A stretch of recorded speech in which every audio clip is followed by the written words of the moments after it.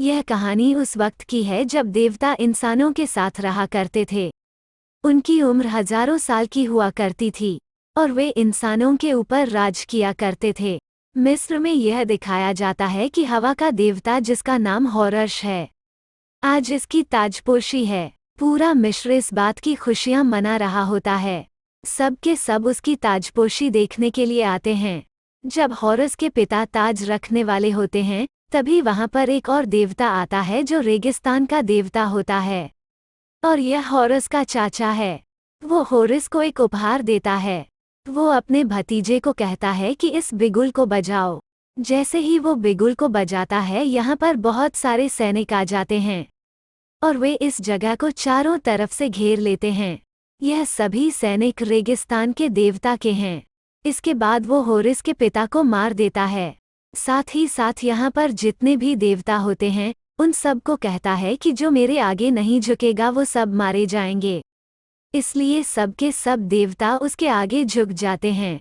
साथ ही साथ इंसानों को भी ऐसा ही करना पड़ता है। यह सब देख देख कर हॉरस को बहुत गुस्सा आता है।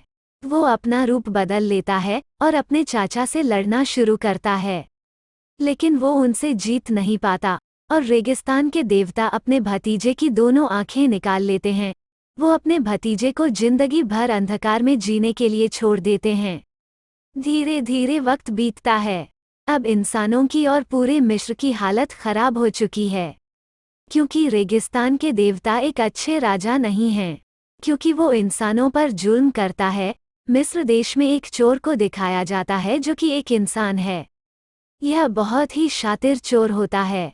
इसका नाम होता है ड्यूक और इसकी गर्लफ्रेंड का नाम जाया होता है। जाया एक मुलाजिम है जो यहाँ पर आर्किटेक्ट है, जो यहाँ पर मिस्र के खुफिया महलों के नक्शे बनाता है। यह लोग रेगिस्तान के देवता के गुलाम होते हैं। जाया और ड्यूक प्लान बनाते हैं कि हमें रेगिस्तान के देवता से आज़ादी सिर्फ हॉरस दिला सकता है। इसके लिए हम भी उसकी आंखें वापस करनी होंगी।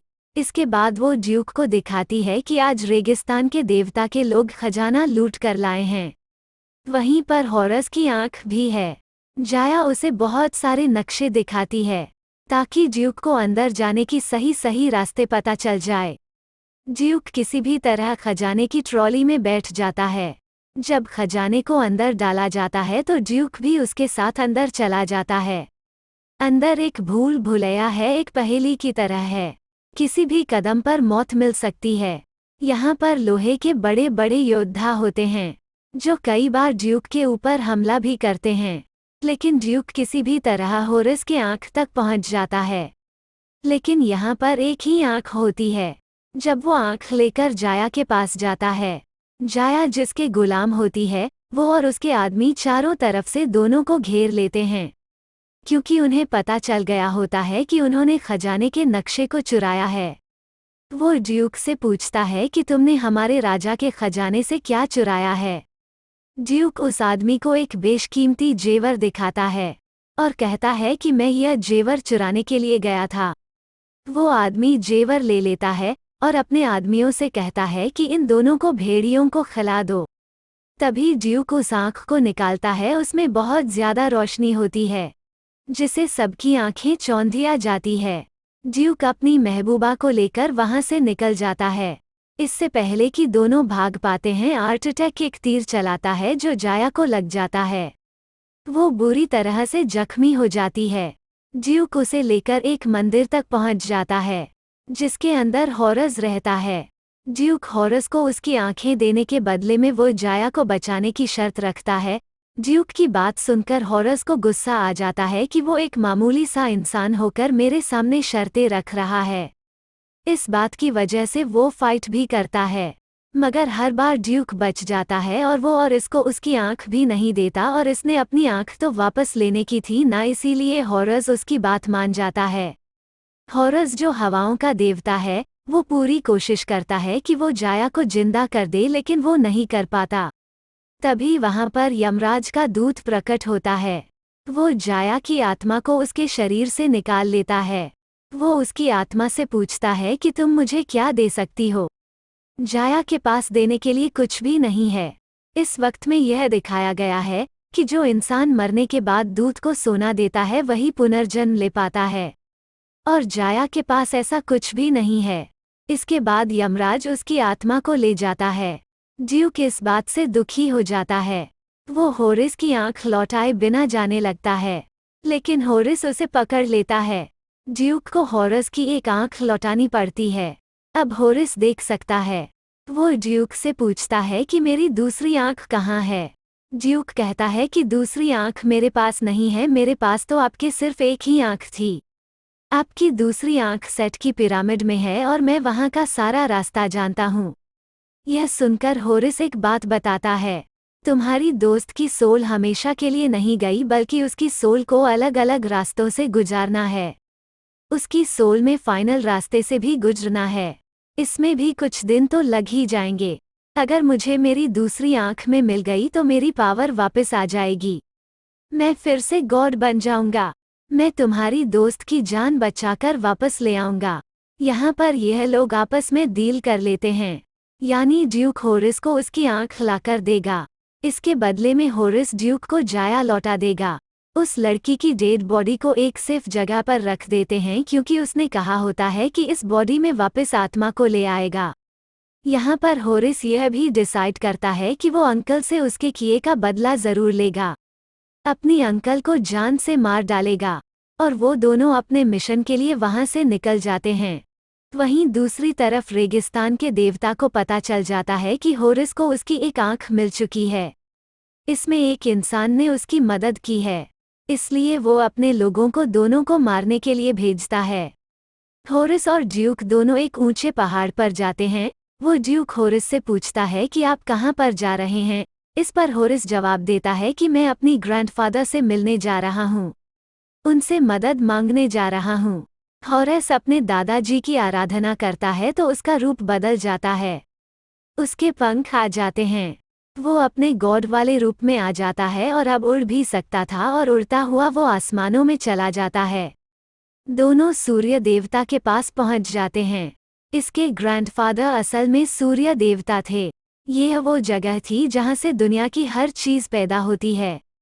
सूरज की देवता अपने असली रूप में आते हैं, अपना हथियार लेकर, क्योंकि वहां पर एक अंधेरे का शैतान था जो बहुत खतरनाक था। वो दुनिया में तबाही मचाना चाहता था, और सन के गॉड उसका मुकाबला करते आ रहे थे और उसे अपनी पावर का इस्तेमाल करके वापस भेज देते हैं। सूरज के गॉड दुनिया के लिए लड़ रहे हैं, यानी इस तरह से वो पूरी दुनिया को प्रोटेक्ट कर रहे थे। यहाँ आकर होरिस ग्रैंडफादर को सारी बात बता देता है कि मैं यहाँ पर किस मकसद के लिए आया हूँ। यहाँ पर वो ग्रैंडफादर को सारी रियलिटी भी बता देता है।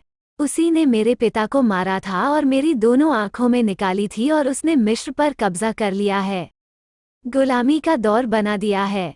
यह सुनकर सूरज की गॉड कहते हैं कि अगर मैं अपने बेटों के झगड़ों को खत्म करने लग गया, मेरा ध्यान दुनिया से हट जाएगा, मैं दुनिया को नहीं बचा पाऊंगा।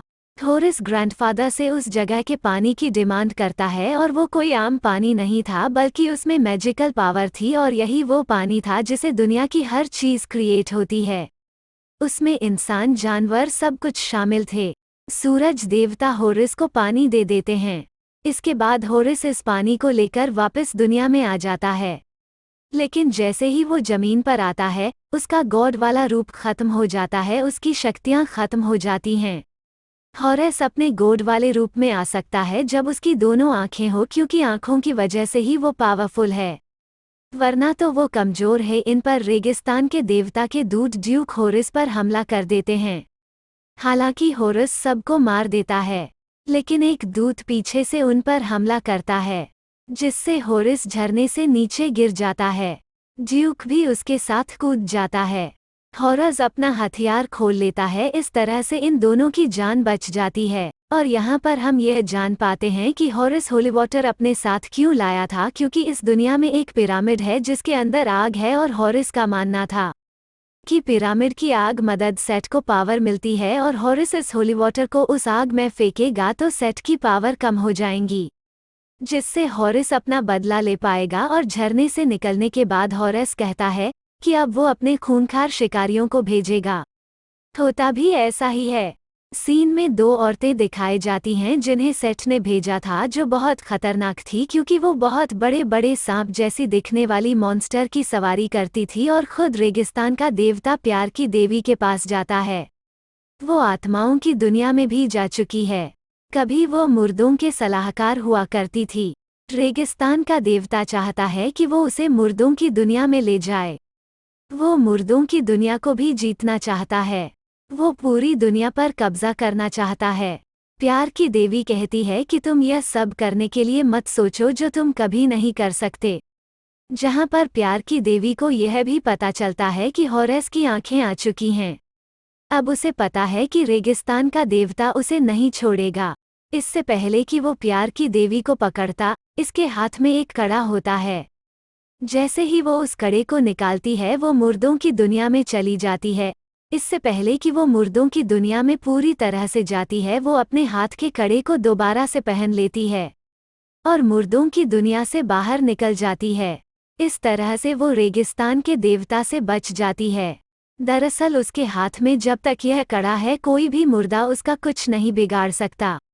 वहीं दूसरी तरफ हॉज और उसका साथी ड्यूक एक मंदिर पहुंच जाते हैं। वो ड्यूक को बताता है कि कभी यह जगह बहुत सुंदर हुआ करती थी। यह मेरे पिताजी का पहला मंदिर है, लेकिन रेगिस्तान के देवता ने इस जगह को पूरी तरह से तबाह कर दिया। तभी वहाँ दोनों औरतें आ जाती है जिसको रेगिस्तान के देवता ने हॉरिस को मारने के लिए भेजा है। वो हॉरिस और ड्यूक हमला कर देती हैं। यह बहुत खतरनाक होती हैं। हॉरिस के पास उसकी शक्तियाँ भी नहीं है। किसी तरह से दोनों सर्प कन्याओं से बचते हैं। अब यहाँ पर प्यार की देवी भी आ जाती है। तीनों मिलकर दोनों सर्प कन्याओं को मार देते हैं। तीनों वहाँ से आगे जाते हैं। यह किसी भी तरह से वहाँ तक पहुँचना चाहते हैं जहाँ रेगिस्तान के देवता की आग है।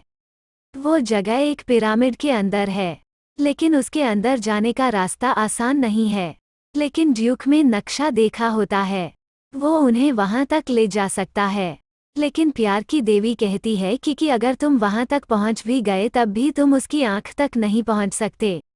वहाँ पर एक सी मानव है जो रेगिस्तान के देवता की आँख की रक्षा करता है, जो एक पहेली पूछता है। अगर तुमने उसकी पहेली का सही जवाब नहीं दिया तो वो तुम्हें मार देगा। इसके बारे में ड्यूक को कुछ भी नहीं पता होता। तीनों बुद्धि के देवता के पास जाते हैं। वे किसी भी पहेली का जवाब दे सकते हैं। तीनों उनके पास पहुंच जाते हैं क्योंकि उनके पास सबसे ज्यादा अक्ल है। वो सबसे ज्यादा समझदार हैं। इसके बाद वो गॉड ऑफ इंटेलिजेंस को सारी बात बता देते हैं। गॉड ऑफ इंटेलिजेंस उनके साथ जाने को तैयार नहीं था, लेकिन यहाँ पर ड्यूक समझदारी का काम करता है। वो कहता है कि मैं उस मॉन्स्टर की पहेली का जवाब दे सकता हूँ।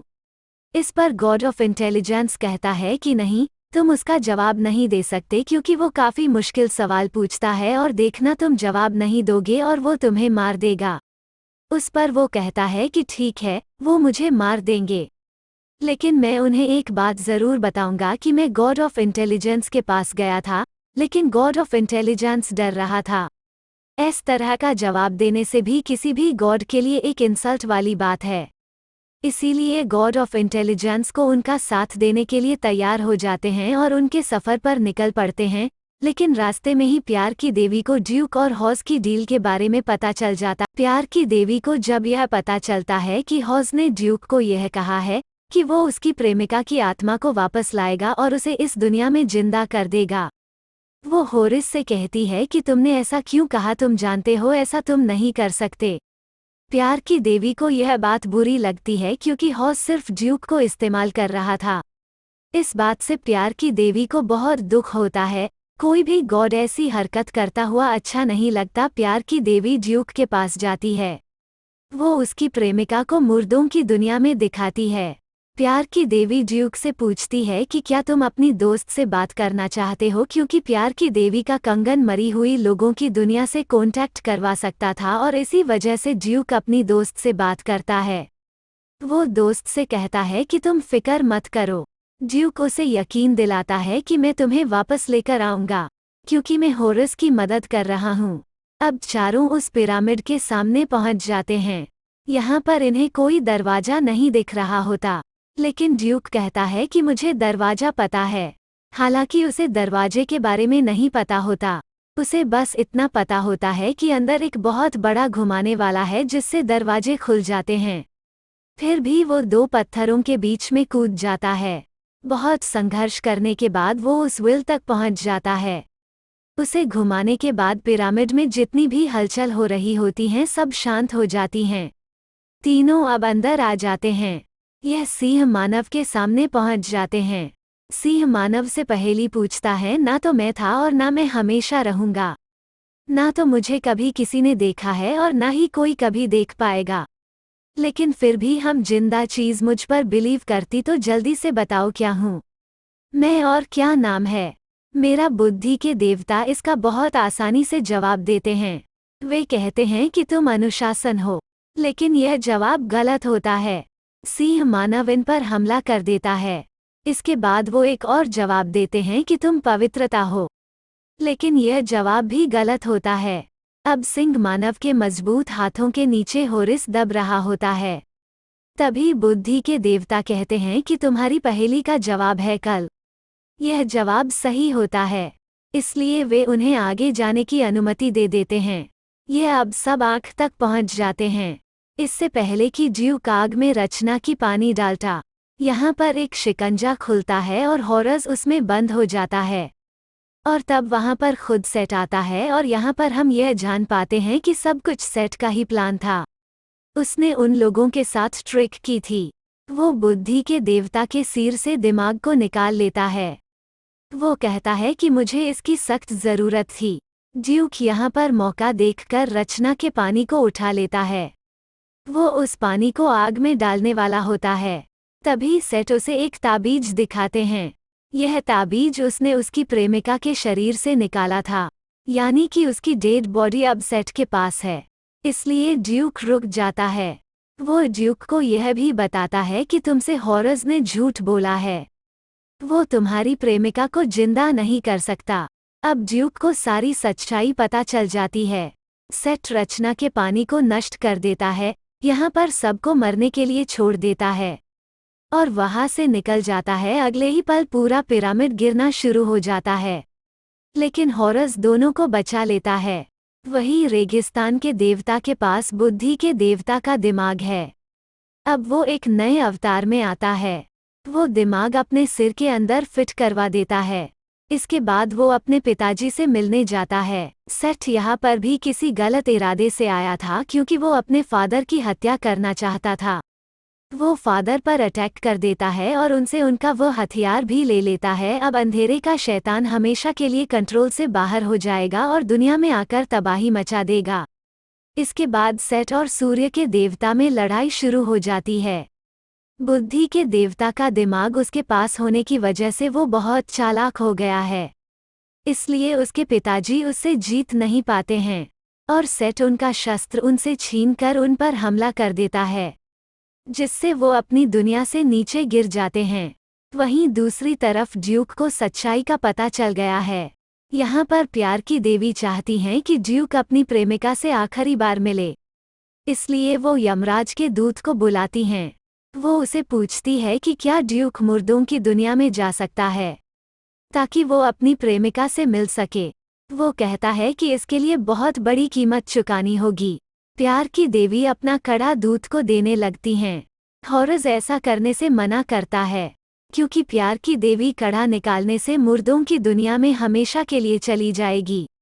लेकिन प्यार की देवी अपना कंगन उतारकर ड्यूक को दे देती है और खुद मुर्दों की दुनिया में चली जाती है और इसके साथ ड्यूक भी अपनी दोस्त से मिलने चला जाता है। वही जाया नवमी द्वार तक पहुंच चुकी है, जहां पर यह फैसला होता है कि कौन सी आत्मा दोबारा जन्म लेगी और किसको हमेशा के लिए नष्ट कर दिया जाएगा। यहाँ पर उसके लिए काफी बड़ा इम्तिहान था कि अगर वो सोना देगी तभी वापस जा पाएगी। अगर उसके पास कुछ भी नहीं है, तू हमेशा के लिए मुर्दों की दुनिया में जा सकती है। लेकिन जाया बोलती है कि मेरे पास तो कुछ भी नहीं है। इससे पहले कि उसकी आत्मा को हमेशा के लिए नष्ट किया जाता, वहां पर ड्यूक पहुंच जाता है। वो उसे कंगन दिखाता है जो उसके पास है, पर जाया उस कंगन को लेने से मना कर देती है। वो कहती है कि मैं तुम्हारे बिना कहीं नहीं जाऊंगी, हम जहाँ जाएंगे साथ जाएंगे। इससे पहले कि जाया कि आत्मा को नष्ट किया जाता, आत्मा को नष्ट करने वाला दरवाजा बंद हो जाता है, क्योंकि अंधेरे का शैतान ने यहाँ पर हमला कर दिया होता है। यमराज के दूत कहते हैं कि जाओ और हवाओं के देवता होरस को कहो कि जो करना है जल्दी करें, क्योंकि मैं इसे ज्यादा देर तक नहीं रुक सकता। ड्यूक वापस इंसानों की दुनिया में धरती पर आ जाता है। वो होरस को सब कुछ बताता है। वे लोग रेगिस्तान के देवता के पास पहुंचते हैं। अब रेगिस्तान के देवता के पास उसके पिताजी का भाला है, लेकिन इसके बावजूद भी वो अंधेरे के शैतान को इस दुनिया में आने देता है और वो अंधेरे के शैतान को उसी जगह पर ले जाने वाला था जहां पर होली वाटर है। अब क्योंकि ये ऐसा पानी था जिससे कि सारी दुनिया क्रिएट होती थी, अंधेरे के शैतान के सारे पानी को पीने से सारी दुनिया खत्म हो जाएगी। लेकिन इससे पहले कि अंधेरे का शैतान होली वाटर तक पहुंच जाता, वहां पर हॉरस रेगिस्तान के देवता को रोकने की कोशिश करता है। दोनों के बीच लड़ाई होना शुरू हो जाती है, लेकिन हॉरस उसके सामने टिक नहीं पाता। जब रेगिस्तान के देवता हॉरस को मारने वाला होता है, तभी वहां ड्यूक पहुंच जाता है और इसकी हेल्प करता है, और वो रेगिस्तान के देवता की बॉडी से इसकी दूसरी आंख भी निकाल लेता है और उस आंख को हॉरस की तरफ फेंकता है। इस बात की वजह से रेगिस्तान के देवता को काफी गुस्सा आता है और वो ड्यूक को नीचे फेंक देता है। अब हॉरस भी अपनी आंख नहीं ले पाता, वो गिर चुकी थी। हॉरस के पास दो ऑप्शन थे, या तो वो ड्यूक की जान बचा ले या फिर वो अपनी आंख वापस ले ले, क्योंकि आंख लेने से उसके सारे शक्तियां वापस आ जाएगी। लेकिन यहाँ पर हॉरस डिसाइड कहता है कि वो ड्यूक को ही बचाएगा। लेकिन जैसे ही वो ड्यूक को पकड़ता है, यहाँ पर हॉरस का रूप बदल जाता है। वो अपने गॉड वाले रूप में आ जाता है, जबकि उसके पास तो उसकी आंख भी नहीं थी। यहाँ पर हमें यह पता चलता है कि हॉरस के पास उसकी सारी शक्तियाँ वापस आ गई है, क्योंकि उसकी शक्ति किसी आंख में नहीं थी, बल्कि इस बात में है कि वो एक अच्छा गॉड बने और किसी की हेल्प करें। अब क्योंकि हॉरस ने ऐसा ही किया था, इसीलिए उसे उसकी दूसरी आंख भी मिल जाती है। युद्ध में हॉरस रेगिस्तान के देवता को मात देता है। जब वो उसे मारने वाला होता है, तो कहता है कि मैंने तुम्हें जीवन दान दिया है, मैंने तुम्हें जिंदा छोड़ दिया था, तुम भी मुझे जिंदा छोड़ दो। हॉरस कहता है कि मैं यह गलती नहीं करूंगा, और वो अपने दादा के भाले से उसे खत्म कर देता है। उसे खत्म करने के बाद वो अपने दादा का भाला लेकर उनके पास जाता है। वो उनसे कहता है कि जो अंधेरे की दुनिया का शैतान है, उसे उसकी दुनिया में वापस भेज दीजिए। और उसके दादाजी, जो कि सूर्य देवता है, बहुत शैतान को उसकी दुनिया में वापस भेज देते हैं। ड्यूक भी उस दुनिया को छोड़कर चला जाता है। तभी वहां पर उसके दादाजी प्रकट होते हैं। वो जाया और ड्यूक को पुनः जीवित कर देते हैं। इसके बाद हारस को मिस्र का राजा बना दिया जाता है। हारस कहता है कि आज के बाद पुनर्जन्म को पैसों से या सोने से नहीं खरीदा जाएगा, इसे खरीदा जाएगा सच्चाई से, ईमानदारी से, अच्छे कर्मों से, एक दूसरे की मदद से, ताकि दुनिया में सच्चाई रहे, अच्छाई रहे। इस तरह सब कुछ ठीक हो जाता है। उसे अब उसकी दूसरी आंख भी मिल चुकी है। अंत में ड्यूक हॉरस को प्यार की देवी का कंगन देता है, जिस कंगन के बिना वो मुर्दों की दुनिया से वापस नहीं आ सकती है। हॉरस ड्यूक से कहता है कि अगर मैं कुछ दिनों के लिए राज्य में नहीं रहा तो तुम संभाल लोगे। वो कहता है कि अब तुम एक राजा का सलाहकार होने का फर्ज अदा करो। अब हॉरस अपना रूप बदलकर मुर्दों की दुनिया में चला जाता है, क्योंकि वो प्यार की देवी को फिर से बचाना चाहता है। इसके साथ यह कहानी यहाँ पर ख़त्म हो जाती है। अगर आपको कहानी पसंद आए तो लाइक एंड सब्सक्राइब ज़रूर करें।